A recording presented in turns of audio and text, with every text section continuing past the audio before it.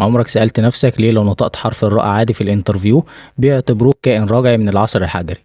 انت كشاب طموح اسمك حزلوم الألفي رايح تتقدم لشيرين بنت مدام إجلال بتاعة الدور ال 719 اللي بتغسل السجاد بمية معدنية.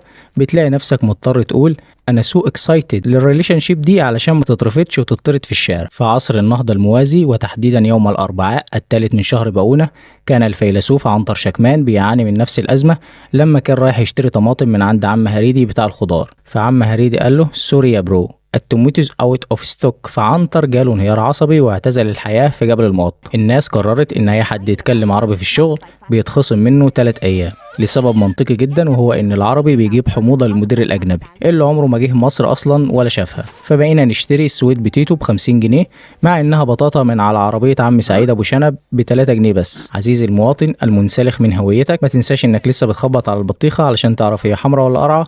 اقفل الفيديو وروح كل فول وطعمية.